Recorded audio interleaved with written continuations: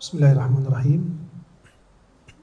Assalamualaikum warahmatullahi wabarakatuh.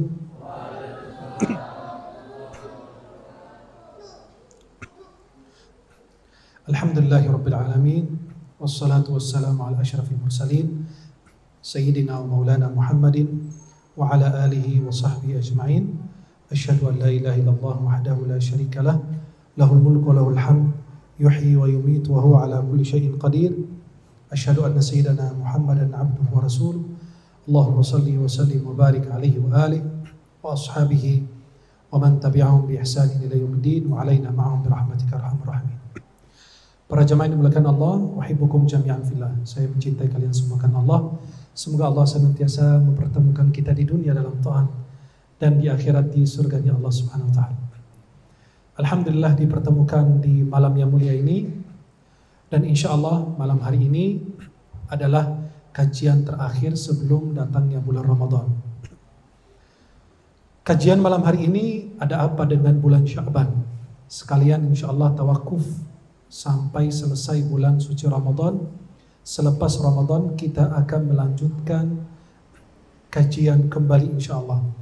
Semoga kita semua menjalankan ibadah puasa dengan sebaik-baiknya dan senantiasa diberikan keberkahan, kesehatan oleh Allah Subhanahu wa taala.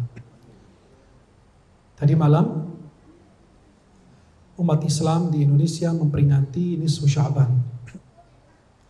Nisfu Sya'ban ini, dan insya Allah termasuk pembahasan kita hari ini atau malam ini khususnya, bahwa Allah memandang semua kita, semua hamba, semua diampuni kecuali dua: musyrik, orang yang berbuat syirik, dan musyahah.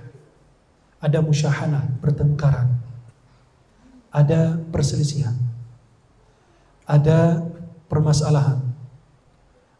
Maka kita sebagai muslim dianjurkan untuk selalu membersihkan hatinya kepada siapapun. Kita ini tidak akan memuaskan semua manusia di muka bumi. Ada yang senang, ada yang tidak senang. Ada yang suka, ada yang tidak suka. Ada yang memuji, ada yang menghina. Ada yang menghormati, ada yang merendahkan. Tidak akan antum bisa memuaskan semua orang. Ridhonya manusia sebuah harapan, cita-cita yang susah dicapai. Makin tinggi pohon kita, makin tinggi goncangannya, makin tinggi anginnya, makin tinggi nama kita, makin tinggi pula ujian yang kita hadapi. Apabila Anda tidak menemukan orang yang iri kepadamu, dengki, hasud, ketahuilah bahwa Anda orang gagal. Kalau sampai ada orang yang benci, iri, dengki, berarti Anda ini dalam posisi yang hebat. Nabi SAW ketika menjadi soleh di bawah usia 40 tahun, beliau belum diutus. Karena buat dirinya gak ada satupun yang menghina beliau. Bahkan diberi julukan As-Sadiqil Amin, orang jujur amanah.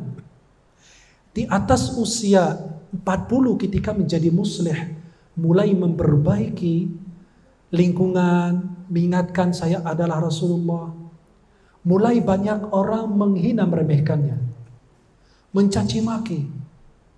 Kita tidak lebih mulia dari Nabi. Kalau antum dihina, diremehkan, itu hal biasa. Nabi sudah mengalaminya.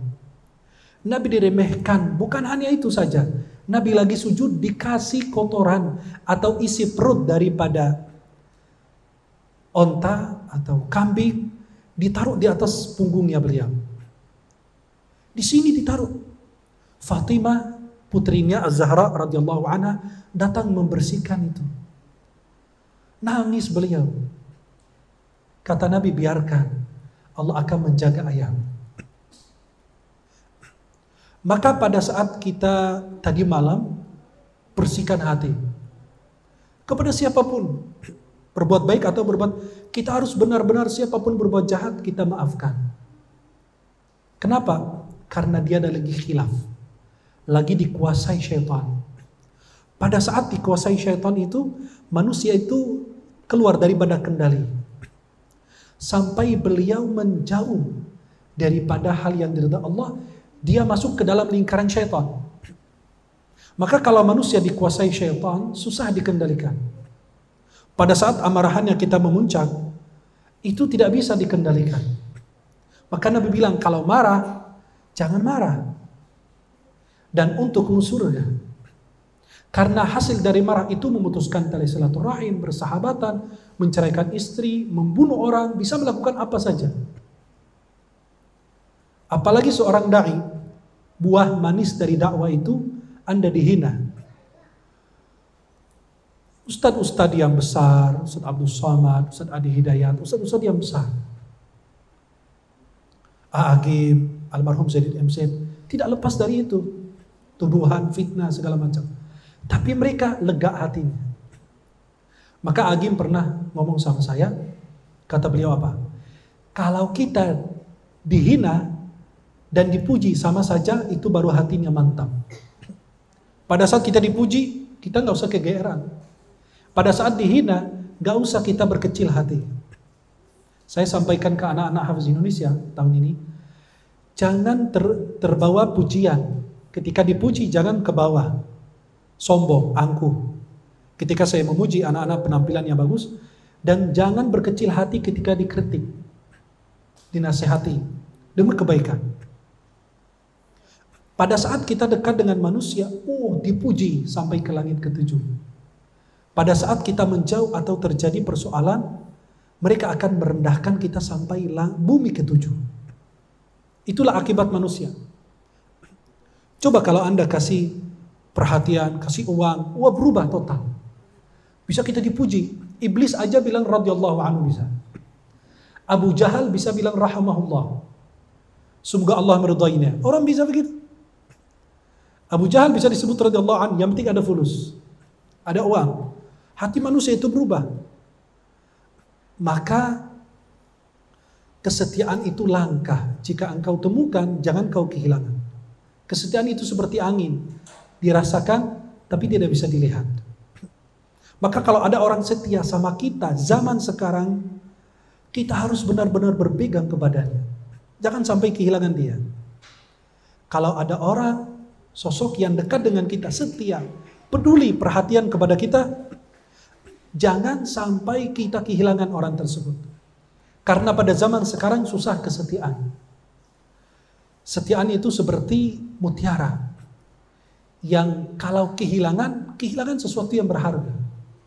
Tapi kalau kita memiliki, bisa jadi kita tidak tahu ini mutiara berharga. Seperti di Papua, kayu gahru itu mereka potong, tebang, buang, apalah gitu. Padahal itu berharga. 1 gramnya aja, minyaknya aja gahru itu, yang asli itu berapa dolar itu? Sampai saya dengar dari teman dari Timur Tengah di Indonesia, beliau mengatakan sampai 1 kilo saja bisa mencapai sampai 25 juta. Bahkan bisa lebih dari itu, tergantung kualitas.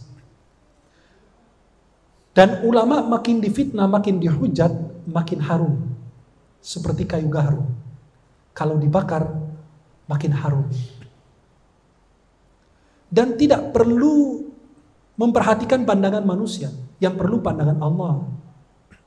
Kita bisa memperindah segala sesuatu di depan orang, bermanis, bermulut apa, tapi di belakang menusuk orang tersebut. Maka jangan terkejut jika orang yang engkau lihat kira-kira dia sahabat setiamu, ternyata dia adalah musuh. Dan engkau melihat orang yang benar-benar musuh, ternyata dia adalah teman setia kita. Maka manusia itu zaman ajaib sekarang.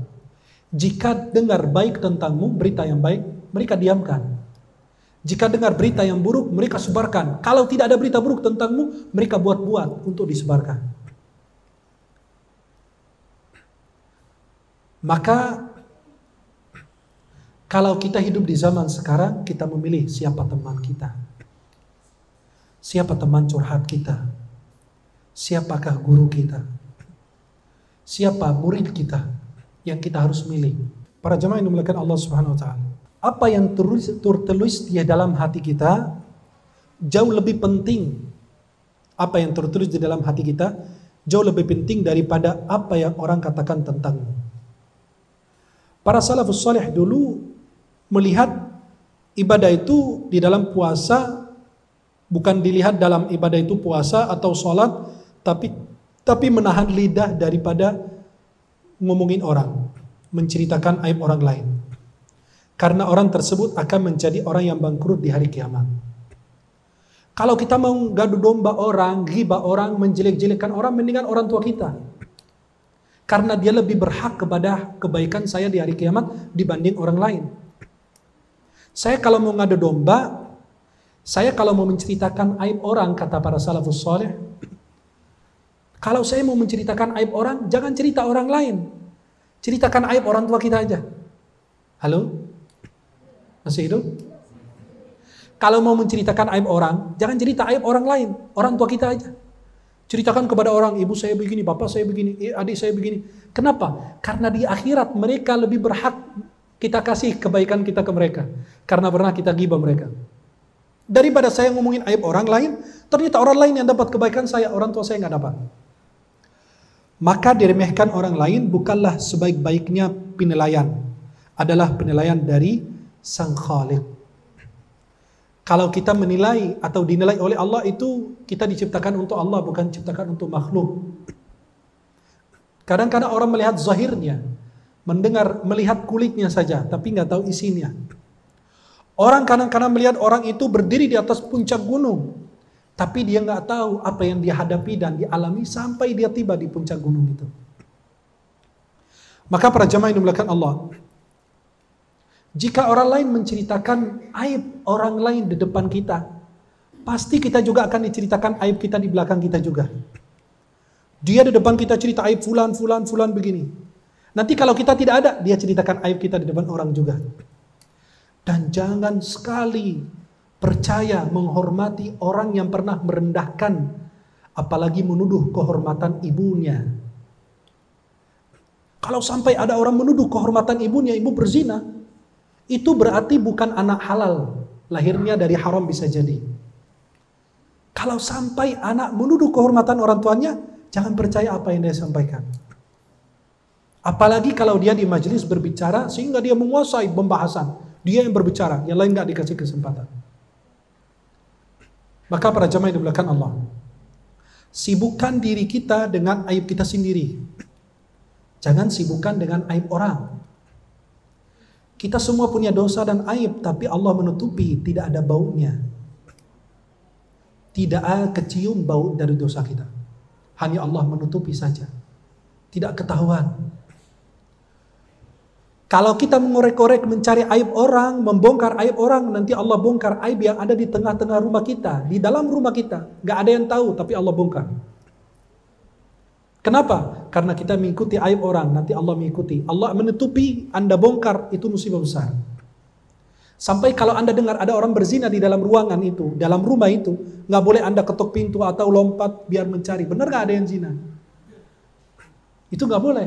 Kenapa? Selama dia tidak terang-terangan, selama dia tidak bercerita, selama dia tidak posting, maka tidak boleh kita mencari ini. Para jamaah yang dimuliakan Allah Subhanahu Wa Taala, bulan Sya'ban ini adalah bulan yang penuh dengan keberkahan, menyambut kedatangan bulan suci Ramadan. Apakah nisfu Sya'ban ini memiliki keutamaan? Diriwayatkan tentang keutamaan bulan Sya'ban ini beberapa hadis yang disahihkan oleh sebagian ulama, dinyatakan sahih. Ada sebagian ulama bilang hadis-hadisnya lemah. Walaupun mereka boleh mengamalkan hadis-hadis lemah dalam keutamaan beramal, fadailul a'mal.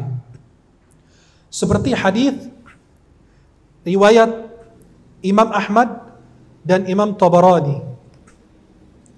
Dan Imam Tirmidzi mengatakan, Imam Bukhari mengatakan hadis ini lemah, didhaifkan hadis tersebut. Hadisnya apa? Tentang keutamaan nisfu Sya'ban ini.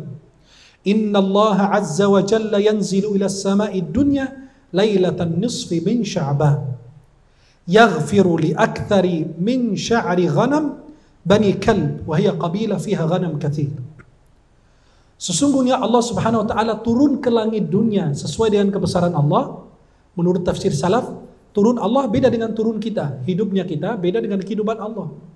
Allah turun seperti apa? Jangan kebayang. Dan ulama khalaf bilang enggak, yang turun bukan Allah Subhanahu wa taala, Maha suci Allah. Tapi yang turun adalah apa? Yang turun di pertengahan atau nisfu Sya'ban ini adalah keberkahan, rahmat, kasih sayang, ampunan Allah. Dan Allah Subhanahu wa taala akan mengampuni banyak sekali orang. Lebih banyak daripada bulu domba Bani Kalb. Dan dia dikenal bahwa dia adalah suku yang memiliki banyak domba. Banyak domba yang dimiliki oleh suku Bani Kalb ini, sehingga disebut Allah ampuni di malam itu sebanyak bulu domba Bani Kalb ini. Kemudian para jemaah yang dimuliakan Allah Subhanahu wa taala. Dan dalam hadis yang saya sampaikan tadi, di malam nisfu Sya'ban Allah ampuni semua orang yang ada di muka bumi kecuali dua. Allah ampuni semua yang ada di muka bumi. Kecuali siapa? Yang pertama musyrik, orang yang berbuat syirik. Yang kedua, orang musyahan, yang ada permusuhan, yang ada pertengkaran kepada saudaranya, sahabatnya. Maka dari hadis yang saya sampaikan tadi, walaupun 2-3 hadis menjelaskan bahwa nisfu Sya'ban ini memiliki keutamaan tersendiri.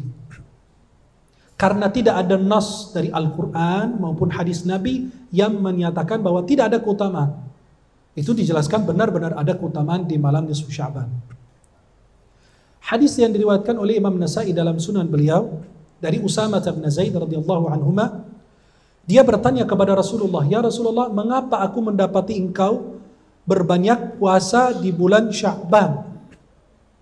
Kata Nabi, ini bulan banyak sekali orang melalaikannya di antara Rajab dan Ramadan. Bulan Sya'ban ini letaknya antara Rajab dan Ramadan, maka banyak sekali orang yang melalaikannya. Dan amalan kita dilaporkan kepada Allah, diangkat kepada Allah di nisfu Sya'ban atau di bulan Sya'ban ini. Kata Nabi, dan saya senang amalan saya dilaporkan kepada Allah sedangkan aku dalam keadaan puasa. Laporan amalan kita kepada Allah Subhanahu wa taala di bulan Sya'ban ini atau di bulan-bulan lain ada 3 tingkatan. Laporan harian, laporan mingguan, laporan tahunan. Laporan harian adalah pada saat sholat subuh dan sholat asar. Hadisnya riwayat Bukhari dan Muslim dari Abu Hurairah. Yang kedua, laporan mingguan malam Jumat. Kamis malam Jumat, amalan kita dilapor kepada Allah. Hadisnya dalam Musnad Imam Ahmad dan sanadnya baik. Yang ketiga, laporan tahunan. Pada setiap tahun di bulan Sya'ban. Berdasarkan hadis yang Nabi sampaikan, amalan itu dilaporkan kepada Allah di bulan Sya'ban dan saya senang amalan saya diangkat sedangkan aku dalam keadaan puasa. Pertanyaan berikutnya, apakah Nabi memperingati malam nisfu Sya'ban atau tidak? Dijelaskan bahwa Nabi memperingati bulan Sya'ban dengan berpuasa, qiyamul lail, dan Nabi setiap malam qiyamul lail. Dan termasuk nisfu Sya'ban juga karena termasuk malam-malam biasa. Tapi ini Nabi SAW memperingatinya, merayakannya, memuliakannya, tapi sendiri. Tidak dilakukan berjamaah seperti yang terjadi di saat kita sekarang ini. Dan tidak dirayakan dulu di zaman Rasulullah maupun di zaman sahabat peringatan nisfu Sya'ban. Mereka tidak berkumpul di masjid di zaman Nabi maupun sahabat. Muncul kapan peringatan nisfu Sya'ban ini? Di zaman tabi'in. Tabi'in itu siapa? Mereka yang pernah jumpa dengan para sahabat Nabi Muhammad sallallahu alaihi wasallam. Siapa yang mengatakan bahwa tabi'in memperingati nisfu Sya'ban? Imam namanya Al-Qastalani. Imam Al-Qastalani dalam kitab Al-Mawahibil Ladunniyah dalam jilid 2 halaman 259. Dalam kitab Al-Mawahibil Ladunniyah jilid kedua halaman 259 beliau mengatakan bahwa tabi'in, mereka yang pernah jumpa dengan sahabat, dari negeri Syam seperti Khalid ibn Ma'dan dan Makhul, mereka bersungguh-sungguh dalam ibadah di malam nisfu Sya'ban. Mereka memperingati malam nisfu Sya'ban dan bersungguh-sungguh dalam ibadah sehingga orang lain mengambil pelajaran bahwa boleh kita memperingati malam nisfu Sya'ban bersama-sama berjamaah di masjid. Dan ulama Syam ketika melihat dua orang ini, Khalid bin Ma'dan dan Makhul, ketika dilihat dua orang ini, kok mereka memperingati nisfu Sya'ban berjamaah di masjid, mereka jadi khilaf. Jadi perbedaan pendapat. Apakah boleh kita memperingati nisfu Sya'ban ramai-ramai di masjid? Yang pertama, pendapat mengatakan dianjurkan menghidupkan malam nisfu Sya'ban berjamaah di masjid. Seperti Khalid bin Ma'dan dan Luqman bin Amir, dan mereka mengenakan pakaian yang sangat indah. Mereka menggunakan sifat mata, kuhl. Kemudian mereka menghidupkan salat dan ibadah di masjid di malam nisfu Sya'ban. Ini mereka mengatakan boleh. Ulama lain bilang enggak, makruh. Tidak perlu kita memperingatinya di masjid untuk salat, baca kisah atau baca doa dan lain, tapi tidak makruh kalau sendiri. Artinya apa? Kalau berjamaah jangan, tapi kalau sendiri boleh. Dan ini pendapat Imam Auza'i. Beliau itu imam negeri Syam atau penduduk Syam, seorang faqih dan alim, namanya Imam Al-Auza'i. Terus boleh enggak? Boleh kita memperingatinya ramai-ramai di masjid sebagaimana para salafus salih melakukannya. Apakah ada doa khusus di malam nisfu Sya'ban? Dalam peringatan nisfu Sya'ban, apakah ada doa khusus? Tidak disebutkan dalam hadis Rasulullah SAW ada doa khusus. Hanya pernah Sayyidah Aisyah mendengar Rasulullah dalam hadis yang diriwayatkan Baihaqi, bahwa Nabi SAW dalam sujudnya di malam nisfu Sya'ban, Nabi berdoa dengan doa ini. A'udzu bi'afwika min 'iqabik wa a'udzu biridhaka min sakhatik wa a'udzu bika minka la uhsi thana'an 'alaik anta kama athnaita 'ala nafsik. Ini doa yang Sayyidah Aisyah dengar dari Nabi SAW, walaupun hadisnya masih diperdebatkan sahih atau lemah. Tapi doa yang sering kita baca di malam nisfu Sya'ban, Allahumma ya dzal manni wa la yamunnu alai, ya dzal jalali wal ikram, ya dzal tawli wal in'am, dan seterusnya. Itu dari Nabi. Kata ulama, ini tidak disebut dari Rasulullah, tapi sebagian ulama mengatakan ini doa dari dua sahabat Rasulullah. Yang pertama Umar bin Al-Khattab dan Abdullah bin Mas'ud. Dan mereka dua sahabat mulia, termasuk Umar bin Al-Khattab seorang khalifah. Dan kita boleh mengikuti sunnah para khulafaur rasyidin. Maka para jemaah yang dimuliakan Allah, nisfu Sya'ban memiliki keutamaan, bulan Sya'ban memiliki keutamaan, berdoa juga diperbolehkan, berkumpul di masjid berdoa bersama juga diperbolehkan berdasarkan apa yang saya paparkan tadi. Di bulan Sya'ban terjadi sebuah peristiwa yang luar biasa. Peristiwa pengalihan kiblat. Dulu kiblat kita menghadap Baitul Maqdis. Sampai Rasulullah SAW ke Madinah, Nabi hijrah, masih beliau menghadap Baitul Maqdis. Baitul Maqdis di Palestina, Masjid Al-Aqsa. Nabi kiblat kita ke sana. 16 bulan atau 17 bulan kiblat kita masih menghadap Baitul Maqdis. Halo? Halo? Masih hidup?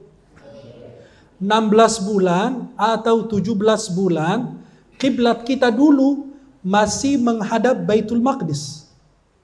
Akhirnya Nabi SAW berkeinginan agar kiblatnya dialihkan dari Baitul Maqdis ke Ka'bah di Makkah Al-Mukarramah. Akhirnya Allah Subhanahu wa taala mengalihkan kiblat tersebut dari Baitul Maqdis ke Ka'bah. Berarti dulu kita menghadap Baitul Maqdis 16 bulan atau 17 bulan. Selama 16 bulan Nabi hadap Baitul Maqdis. sampai kiblat dialihkan, maka ada masjid di Madinah namanya Masjid Qiblatain. Pas sahabat lagi ruku salat zuhur atau salat asar, ada sahabat teriak, kiblat sudah dialihkan ke Baitullahil Haram, Ka'bah. Langsung mereka berubah posisi dalam keadaan ruku. Coba perhatikan, mereka itu begitu tunduk patuh kepada perintah Rasulullah Muhammad SAW dan begitu cinta kepada Nabi. Dalam keadaan ruku aja disuruh alihkan kiblat ke Masjidil Haram, langsung mereka berubah posisi. Kalau kita dibilang Rasulullah bilang begini, yang benar aja, cek takut hadisnya palsu. Itu mereka nggak pakai begitu. Kita ini bilang hadisnya palsu apa enggak ya? Benar apa enggak? Coba cek takut hadisnya palsu. Kadang-kadang orang bertanya dan dia tidak setuju dengan pendapat kita, jadi dia cuma hanya penasaran doang. Sampai ada jamaah bertanya tentang satu pertanyaan, saya bilang nggak boleh. Apa kata beliau? Gak ada ulama bilang boleh ke? Atau ya di makruh aja minimal, bukan haram. La haula wala quwwata illa billah. Kamu bertanya untuk mengetahui jawaban atau cuma ngetes? Saya tidak mau menjual akhirat saya dengan dunia. Banyak sekali orang begitu. Dia bertanya, saya bilang hukumnya haram, kata ulama. Gak ada yang bilang boleh. Mazhab siapa ke, Abu Jahal ke, Abu Gosok, apa siapa lah gitu. Jadi dia gak percaya. Ini sahabat tidak perlu banyak nanya. Mereka dalam kondisi ruku, mereka dengar kiblat sudah dialihkan ke Baitullahil Haram, langsung mereka berubah posisi. Subhanallah. Maka kiblat kita dulu ke Baitul Maqdis, maka disebut ulal qiblatain. Kiblat pertama adalah Baitul Maqdis. Maka tidak bisa kita tinggalkan dan sia-siakan untuk Zionis Israel atau Yahudi pada saat mereka benar-benar menguasai Baitul Maqdis.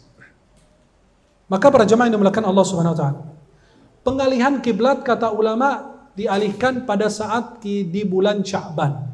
Ada yang mengatakan tidak, pengalihan kiblat itu di bulan Rajab, maka terjadi khilaf antara para ulama. Para jemaah yang dimuliakan Allah Subhanahu wa taala, yang terakhir, kita di bulan Sya'ban berarti kita sedang menyiram tanaman kita yang kita sudah tanam di bulan Rajab. Kita sudah tanam kebaikan, pohon kita, tanaman kita di bulan Rajab. Sekarang di bulan Sya'ban kita nyiram tanaman kita. Nanti kita metik hasil daripada tanaman itu di bulan Ramadan. Maka sebelum datangnya bulan Ramadan, kita menghadap bulan suci, bersihkan hati sebersih-bersihnya. Kalau Anda punya guru menanamkan kebencian, caci maki, menghina, meremehkan, merendahkan orang lain, jangan berguru sama dia. Berguru kepada guru yang mengirimkan cahaya kepada hatimu, yang membukakan mata kepala dan mata hati untuk mendekat kepada Allah. Kalau punya guru yang benar-benar cuma hanya ngomongin orang, menceritakan orang, gak usah berguru. Cari guru yang hatinya bersih, pikirannya bersih. Guru-guru kita di Mesir, kalau lagi di majelis beliau, ada orang cerita, ya Syekh, ada Syekh fulan begini. Kata beliau, shh, kamu duduk di sini, jangan ngomong orang. Kalau mau, cerita aib kamu sendiri. Kalau tidak mau, keluar. Kalau enggak, saya yang keluar. Oh, ajib. Segitu hebat dan bersih hati mereka. Maka beliau kasyaf, ketemu kita tahu, ini kita punya masalah apa. Maka beliau menanamkan keikhlasan pada murid-muridnya. Kebersihan hati di dalam murid-muridnya. Kalau dia benci, jangan terlalu benci, kata dia. Kenapa? Nanti suatu hari kamu cinta. Sampai beliau katanya, subhanallah, ada orang gak ngurusin dirinya, tapi malah sibuk ngurusin kita. Kata beliau, bagus. Hidup di dunia dia cuma ngurusin orang. Hidup di dunia cuma hanya ngurusin orang lain, dia gak pernah ngurusin dirinya. Maka sebelum menyambut Ramadan, kita bersihkan dan bertaubat. Kita semua punya dosa dan aib. Kita punya kekurangan. Hanya Allah menutupi saja. Kalau Allah sudah menutupi, jangan berusaha Anda sebagai hamba yang banyak dosa membongkar. Kalau Anda membongkar, nanti Allah yang membongkar langsung. Maka para jemaah yang dimuliakan Allah Subhanahu wa taala, Kita menghadap Ramadan dengan hati yang suci. Masuk ke bulan suci, niatnya suci, menghadap yang maha suci. Insya Allah kita lepas dari Ramadan, amal ibadah kita diterima oleh Allah. Maka para salafus saleh dulu tidak memandang ibadah itu cuma hanya sholat dan puasa. Ya, baca Quran, bukan. Tapi mereka berusaha menjaga lisan dari kehormatan orang. Kenapa? Mereka ini merasa tidak pantas ngomongin orang. Karena saya juga punya banyak kekurangan, banyak kesalahan. Hanya Allah yang menutupi. Hanya Allah yang meliputi saya dengan rahmatnya. Sehingga istri kita tidak tahu aib kita. Anak kita tidak tahu aib kita. Teman, sahabat tidak tahu aib dan kekurangan kita. Maka para jamaah yang dimuliakan Allah, masuknya bulan Ramadan ini, kita siap-siap untuk membaca Al-Quran. Dan jangan capek lelah sholat pagi, siang, sore, malam, baca Quran, rajin sholat malam, puasa Ramadan. Kemudian pahalanya sirna dan hilang. Maka kata Nabi, hati-hati jangan termasuk orang bangkrut. Nabi kan bertanya dalam Sahih Muslim, tahukah kalian orang bangkrut? Kata sahabat, yang gak punya dinar, dirham, gak punya uang. Kata Nabi, enggak. Yang bangkrut itu orang hebat ibadahnya. Salatnya hebat, puasanya hebat, bacaan Qur'annya hebat, zikirnya hebat, umrohnya hebat, hajinya luar biasa, salat malam hebat. Tapi di akhirat dia telah menghina fulan di dunia, menzalimi orang di dunia, mengambil hak orang di dunia, menghina orang, menceritakan aib orang dan lain. Maka diambil dari kebaikannya, dibayar kepada orang yang telah dia zalimi. Karena di akhirat cuma bayar dengan pahala saja. Terus pahalanya habis, tapi belum tuntas sama orang yang dia pernah zalimin. Kata Nabi apa? Nanti diambil keburukan orang lain yang dia pernah zalimin, diambil, dilempar ke dia. Sampai dia tuntas, kemudian dia dilempar di neraka. Nauzubillah. Puluhan tahun puasa, puluhan tahun dia sedekah, salat malam, baca Quran, habis, kosong, nol. Maka orang tersebut jangan salah, di akhirat akan menjadi orang bangkrut walaupun dia hebat di dunia. Ada orang yang dulu menghina Imam Nawawi di negeri Damaskus di Suriah, di Yaman, maaf. Di Yaman ada orang menghina Imam Nawawi. Dia ulama juga. Menghina Imam Nawawi. Imam Nawawi itu alim, wali. Beliau itu wafat 46 tahun, 47 tahun.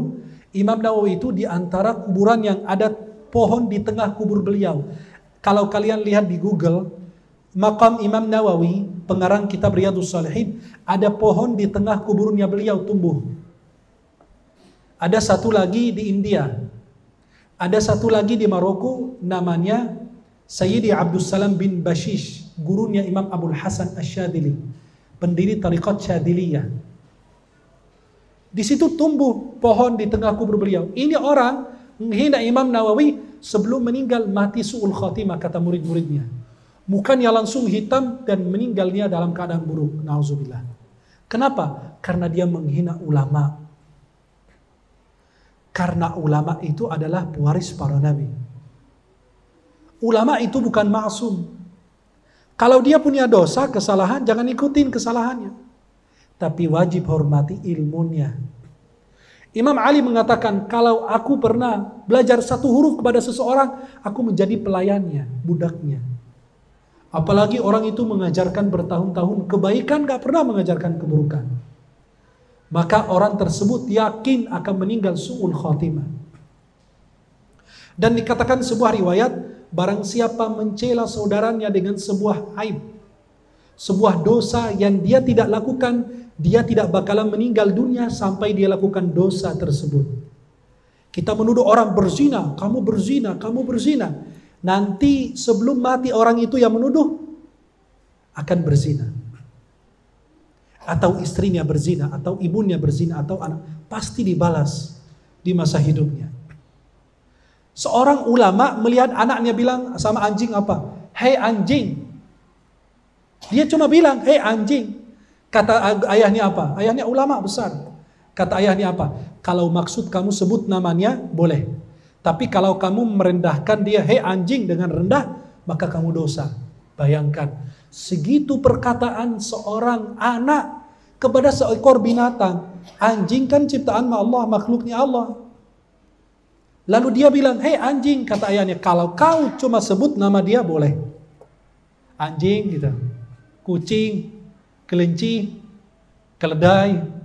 Tapi kalau kamu meremehkan dia, hei anjing, dengan rendah, coba bayangkan, cuma niatnya saja, ekspresinya aja, kata ayahnya, maka kamu berdosa. Subhanallah.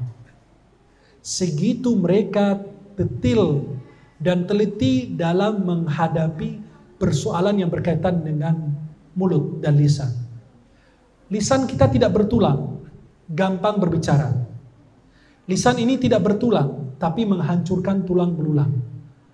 Banyak orang masuk liang lahat gara-gara lisan, menghina orang, kepikiran, sakit hati, atau dia stroke, meninggal dunia gara-gara lisan orang. Maka kita wajib menjaga lisan, khususnya di bulan Ramadan. Kata Nabi, banyak orang di bulan Ramadan ini hanya menahan makan dan minum saja. Tapi sayang sekali tidak berpuasa. Puasa itu bukan cuma makan minum, tapi puasa itu menahan pandangan, menahan lisan, menahan syahwat, menahan perut, makan dan minum ditahan. Dijaga. Kenapa? Karena mereka dulu mengajarkan, Nabi SAW mengatakan, barang siapa jaga dua untukku, saya jamin surga untuknya. Di antaranya lisannya. Dulu kita bisa bilang jaga lisan. Sekarang jaga lisan dan tulisan. Hati-hati. Engkau menuduh orang lewat WA, lewat medsos, atau berita-berita tentang siapapun, muslim maupun kafir, pejabat atau ulama atau siapapun, Anda nge-share saja, itu menjadi bukti di hadapan Allah. Apalagi orang itu sudah meninggal, Anda belum sempat meminta maaf, belum diampuni kok. Terus Allah mengampuni? Enggak. Antum taubat dalam sehari 1 juta kali, enggak akan diterima, karena orang yang meninggal itu belum berucap, saya memaafkanmu. Bayangkan kalau kita lihat orang antri panjang, 1000-2000 orang menagih kebaikan dari kita, menuntut kita di pengadilan Allah. Maka kalau kita ngomongin aib orang, orang tua aja lebih berhak. Biar orang tua kita yang dapat kebaikan kita, biar mereka masuk surga.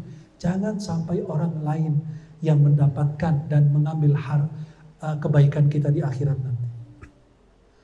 Kita sebelum datang bulan Ramadan, kita membekali diri dengan ilmu, khususnya dengan fikih puasa. Sebelum masuk bulan Ramadan, antum beli buku tentang fikih puasa.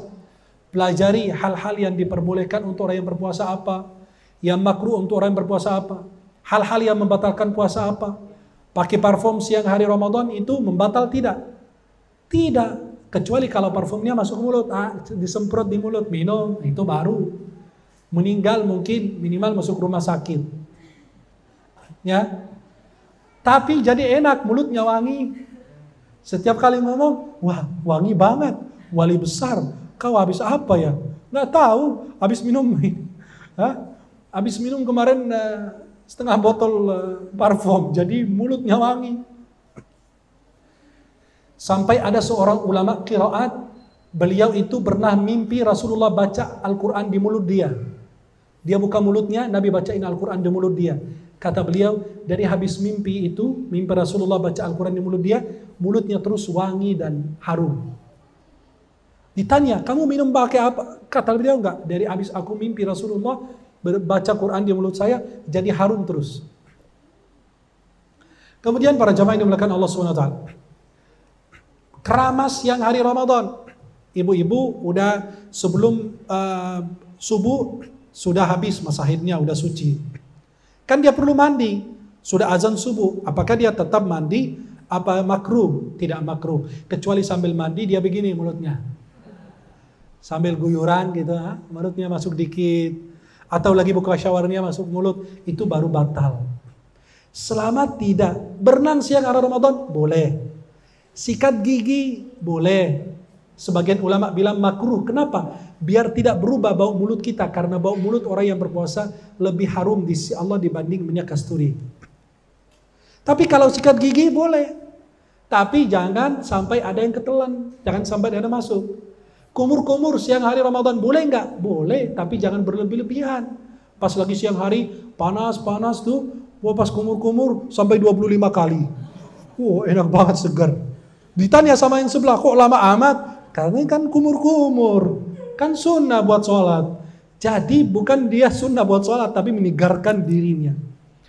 Ada yang sampai harus belajar kita semua.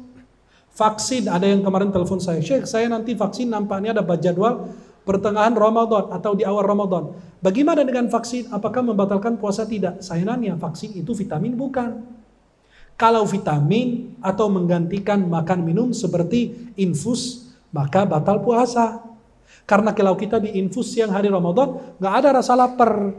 Kenapa? Sudah diisi dengan infus, udah disuntik vitamin, maka tidak ada rasa merasakan lapar dan haus atau merasakan kondisi orang-orang miskin, orang fakir miskin yang nggak punya harta dan tidak punya makan. Maka para jamaah yang dimuliakan Allah, dan banyak sekali ada orang yang bilang, daripada saya ngomongin orang, mendingan saya tidur dari subuh sampai azan maghrib. Itu boleh, bagus, menjaga dari yang tidak boleh, yang haram. Tapi dosa, kenapa? Zuhurnya hilang, asarnya hilang, maghribnya belum hilang karena dia pas maghrib bangun. Ada yang bilang tiba-tiba aku jam 9 pagi pingsan sampai maghrib, 5 menit sebelum maghrib aku sadar. Kita bilang sah puasanya, tapi jangan pura-pura pingsan. Kenapa sah puasanya? Karena dia bangun sebelum maghrib. Tapi kalau sampai dia pingsan sampai lewat maghrib, ulang lagi. Ada yang sampai lagi makan, biasa awal Ramadan begitu. Kan perlu fikih kita mendalaminya. Siang hari Ramadan, awal hari pertama, hari kedua, dia makan 1 piring nasi uduk.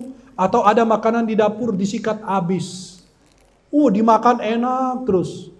Tiba-tiba baru selesai makan, kata maknya apa? Ya Allah, kamu gak puasa? Astagfirullah, puasa. Tiba-tiba ingat, keselak dia. Harus minum. Bagaimana hukumnya? Kalau dia nggak minum, dia nanti kan bisa meninggal, bisa membahayakan dirinya. Kata ulama, boleh minum dan jaga puasa, jangan sampai makan minum lagi sampai maghrib, tapi wajib qadha. Ya keselak dia, kalau nggak minum bahaya. Kalau ada yang sampai buka sarapan, terus ngeteh, ngopi, merokok, habis, baru ingat, astagfirullah. Habis makan di dalam rumah, sudah makan, sudah ngeteh, lagi duduk di depan rumah sambil merokok. Kata tetangga, astagfirullah. Kamu ini masa terang-terangan siang hari Ramadan merokok? Astagfirullah, lupa. Biasa hari pertama begitu, hari kedua. Akhirnya langsung dibawa rokoknya. Apakah puasanya batal? Tidak batal. Rizki dia. Tapi jangan pura-pura apa? Lupa. Karena Allah Maha tahu isi hati kita. Ibu-ibu tiba-tiba 5 menit sebelum maghrib keluar darah haid. Batal puasanya? Subhanallah, batal puasanya. Wajib qadha nanti. Bagi mereka yang tahun kemarin lagi dalam keadaan sakit bulan Ramadan, lalu dia belum qadha sampai masuk Ramadan ini, kita lihat kondisinya. Apakah sehabis Ramadan kemarin dia sembuh? Kalau dia sembuh dan menunda-nunda sampai masuk Ramadan, maka wajib qadha dan bayar fidyah, 1 hari 1 miskin. Tapi kalau sampai dia di bulan Ramadan, dia sakit lalu dia batal sehari 2 hari puasa karena sakit, lalu dia habis Ramadan belum sembuh juga sampai masuk Ramadan berikutnya, maka wajib qadha saja, tidak bayar fidyah. Kenapa? Karena uzurnya masih ada. Alasan yang dibenarkan syariat masih ada, dia belum sembuh. Ibu hamil dan menyusui, bagaimana puasanya? Bagaimana mengqadha puasa? Dia semua itu fikih berkaitan dengan puasa yang wajib kita semua mempelajarinya. Salat tarawih, kalau nanti kita salat di masjid membahayakan atau di musola, apakah boleh salat di rumah? Boleh. Salat Jumat di rumah boleh enggak? Enggak boleh. Enggak ada salat Jumat di rumah, salatnya itu zuhur. Sekarang ada Jumatnya apa? Jumatnya virtual, online. Ya salam. Enak banget kaum laki-laki. Salat Jumatnya dari rumah. Handphonenya ditaruh di depan, ikutin khutbah. Selesai khutbah, ikut sholat. Tiba-tiba sinyalnya mati, kuotanya habis. Waduh, imamnya lagi ngapain sekarang ya? Itu tidak ada. Sholat itu imam dan makmum satu tempat, nyambung safnya. Gak ada sholat Jumat online. Ya, nikah online itu masih ada selama dibutuhkan dan memenuhi syarat-syaratnya. Ya, tapi kalau tidak perlukan, tidak usah. Maka banyak sekali ilmu yang kita harus pelajari sebelum datangnya bulan suci Ramadan. Kita terus membaca Al-Quran. Kita harus punya target untuk membaca Al-Quran, mengamalkan Al-Quran. Jangan sampai puasa kita sia-sia. Jangan sampai amal ibadah kita sia-sia. Belum tentu kita jumpa dengan Ramadan yang akan datang. Berbanyak amal soleh, berbanyak ibadah di bulan Ramadan. Jangan ketinggalan sholat qabliyah dan ba'diyah. Sholat sunnah dijaga. Baca Quran dijaga. Sedekah dijaga. Umrah di bulan Ramadan pahalanya sama haji dengan Rasulullah kalau kita masih bisa. Tapi kalau tidak bisa, bisa umrah di masjid kita, di musola kita. Kata Nabi, barang siapa sholat subuh berjamaah di masjid, lalu duduk berzikir sampai terbit matahari, 15 menit kemudian sholat 2 rakaat, maka baginya pahala haji dan umrah sempurna 3 kali. Banyak pahala yang kita sia-siakan. Tapi sayang sekali, kata Ibrahim bin Adham, kita bangun tidur, cari aib kekurangan orang, kita tidak pernah memperbaiki diri kita sendiri. Kita diciptakan untuk Allah, bukan untuk makhluk. Yang penting pandangan Allah, yang penting rahmat Allah. Alhamdulillah rizki kita di tangan Allah, bukan di tangan orang kaya. Rizki kita bukan di tangan manusia, hanya dititipkan melalui manusia. Tapi rizki kita dari Allah Subhanahu wa ta'ala. Mudah-mudahan masuknya bulan suci Ramadan, kita semua insya Allah dalam keadaan sehat walafiat, dan kita bisa berbagi buka puasa kepada mereka yang berpuasa. Seperti apa? Beli aja 2 kardus air mineral, yang gelas, air mineral gelas tuh. Di pinggir jalan bikin bungkusannya. Ya. Bikin bungkusannya, masukin 3 kurma, 1 plastik air sama 3 kurma. Di pinggir jalan tuh bagiin kepada orang-orang yang lampu merah, bagiin. Ya. Di Mesir itu kita lucu, saya pernah lihat lagi naik angkot pas pulang dari kuliah di Al-Azhar. Saya pas pulang ke rumah, di sana kan orang kasih daging, ada yang kasih ayam, pinggir jalan tuh ada nampan besar, dia masukin di dalam angkot, dikosongin, baru dia keluar itu. Tiba-tiba ada orang rakus, bukan ngambil 1 potong ayam sendiri, enggak, digabung semua dimasukin di dalam plastik dia sendiri, yang lain enggak dikasih. Jadi kan begitu enggak memuaskan. Ya, itu harus kita berbagi-bagi. Di pinggir jalan itu saya berapa tahun lalu mau adakan, ya. Itu ngapain? Kita bikin bungkusan, ya, kumpulin dana, bikin bungkusan apa? 3 kurma, ya, 3 biji kurma sama air, sama kalau ada kue atau apalah yang ringan-ringan, ya. Kemudian kita bisa bagiin kepada orang yang berbuka. Kenapa? Kita dapat pahala sama mereka yang berpuasa, tanpa dikurangi sedikit pun pahala dari mereka. Sedekah itu akan menjadi payung kita di hari kiamat. Ini Masjid Nurul Amal lagi dibangun. Ini kesempatan kita bisa nanam saham. Semua akan hilang kecuali sedekah, gak bakalan hilang. Karena kita kasih di rumah Allah. Masa kita kasih rumah Allah, Allah mensia-siakan amal kita. Setiap orang sujud, setiap orang sholat, di situ insya Allah kita raih pahalanya. Dan kalau kita beramal soleh, luar biasa. Dalam bangunan rumah Allah. Maka ayo bulan Ramadan bersegera lakukan amal kebaikan. Setiap hari Jumat 100.000, 200.000. Anak yatim cari setiap hari kasih berbuka. Itu jangan sampai kehilangan kesempatan tersebut. Sedekah di 10 malam akhir pasti bertepatan dengan Lailatul Qadar. Kalau Anda masuk Lailatul Qadar, Anda setiap keluar dari masjid, musola, masukin 20.000, 50.000, 10.000, 5.000 setiap malam di 10 hari akhir. Dan kalau bertepatan dengan Lailatul Qadar, coba Lailatul Qadar, khairum min alfi syahr. Lebih baik dari Anda bersedekah di dalam 1000 bulan. Subhanallah. Dan insya Allah Allah senantiasa akan berikan segala kemudahan, segala kebaikan untuk kita semua. Dan mudah-mudahan Allah Subhanahu wa ta'ala senantiasa mempertemukan kita di dunia dalam taat dan di akhirat di surganya Allah Subhanahu wa ta'ala. Saya mengucapkan terima kasih kepada seluruh jamaah yang ikut hadir kajian setiap malam Selasa, Senin malam Selasa. Insya Allah kita akan melanjutkan kajian kita habis Lebaran. Nah, mudah-mudahan insya Allah Allah Subhanahu Wa Taala senantiasa berikan keberkahan, perlindungan kepada kita semua, dan mohon maaf jika terdapat kesalahan dalam ucapan perilaku. Semoga Allah memaafkan dosa kita dan kita semua saling memaafkan, bermaaf-maafan karena akan memasuki bulan suci Ramadan, agar Allah Subhanahu Wa Taala menerima amal ibadah kita semua. Semoga Allah bertemukan kita di dunia dalam taat dan di akhirat di surganya Allah Subhanahu Wa Taala. Bismillahirrahmanirrahim. Alhamdulillahirabbil alamin. Ya Rabbana lakal hamdu kama yanbaghi li jalali wajhika wal 'azimi sultani. Allahumma salli ala sayyidina Muhammadin fil awwalin wal akhirin. Wa salli alaihi ya Rabbana fi kulli waqtin wa hin. Allahumma ighfir lana wa liwalidayna warhamhuma kama rabbayana shighara wa li jami'il muslimina wal muslimat wal mu'minina wal mu'minat al ahya'i minhum warhamil amwat innaka ya Rabbana sami'un qaribun mujibud da'wat. Allahumma barik lana fi Sya'ban wa ballighna Ramadan. Allahumma asturna wa la tafdahna. استرنا ولا تفضحنا. اللهم أكرمنا ولا تهنا. اللهم ارفعنا ولا تضعنا.